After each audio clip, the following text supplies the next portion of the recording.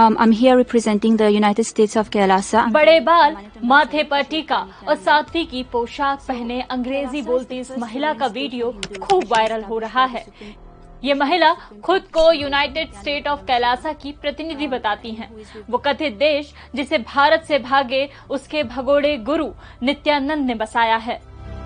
कहानी शुरू होती है विवादित गुरु स्वामी नित्यानंद से, जिसने खुद को भगवान का अवतार बताया। वो कभी सूरज को 40 मिनट तक उगने से रोकने का दावा करता, तो कभी दीवार के आर पार देखने और भूतों से दोस्ती करने का, बंदरों और दूसरे जानवरों को संस्कृत और तमिल बोलना सिखाने का दावा करने वाले नित्यानंद पर भारत में कई मामले दर्ज हैं।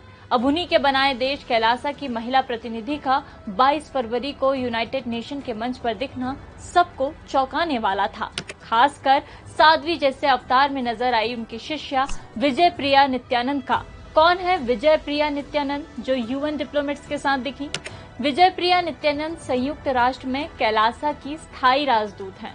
अमेरिका के वॉशिंगटन डीसी शहर में रहने वाली विजय प्रिया को कैलासा में डिप्लोमेट का दर्जा मिला हुआ है। विजय प्रिया के अनुसार उनके गुरु नित्यानंद ने उनके लिए बहुत कुछ किया है और वो उन्हें अपने जीवन का स्रोत मानती हैं। यूएन के इस कार्यक्रम में उनके साथ ये 5 महिलाएं भी नजर आईं। यूएन की इस कॉन्फ्रेंस में विजय प्रिया ने भारत पर कई आरोप लगाए हैं।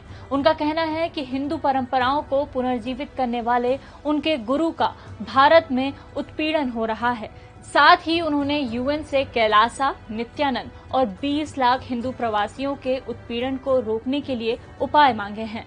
लेकिन सवाल यह है कि यूएन की मीटिंग में भगोड़े नित्यानंद का देश शामिल कैसे हुआ? दरअसल यूएन की ऑफिशियल वेबसाइट कैलासा को 193 मेंबर स्टेट्स में शामिल नहीं करती, लेकिन एक तथाकथित देश या संगठन को यूएन के कुछ खास सेशंस में प्रतिनिधि भेजने का अधिकार होता है। इसके लिए यूएन मेंबर होना भी जरूरी नहीं है। इसी के जरिए कैलासा यूएन तक पहुंचा है, जबकि कैलासा को आज तक किसी भी देश ने अलग कंट्री के तौर पर मान्यता नहीं दी है। लेकिन क्यों? इसका जवाब नित्यानंद के कारनामों से जुड़ा है। उन पर रेप और अपहरण के मामले दर्ज हैं। 2010 में नित्यानंद की एक शिष्या ने उन पर रेप का आरोप लगाया था। फिर 2019 में उस पर गुजरात पुलिस ने बच्चों की किडनैपिंग का आरोप लगाया। इसी बीच 2019 में नित्यानंद देश छोड़कर भाग गया। फिर उसने दक्षिण अमेरिका के इक्वाडोर के पास एक टापू खरीदा और उसे नए देश यूनाइटेड स्टेट्स ऑफ कैलासा का नाम दिया। नित्यानंद ने इसे दुनिया का पहला आजाद हिंदू देश बताया था।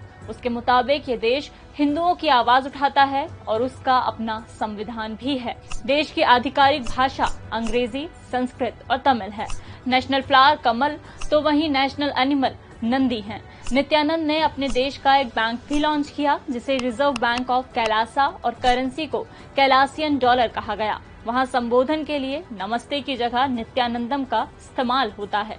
बाकी इस देश में वही लोग आ सकते हैं जो नित्यानंद और उसकी सोच से इत्तेफाक रखते हैं। तो ये थी खुद को भगवान मानने वाले भगोड़े नित्यानंद और उसके देश की कहानी।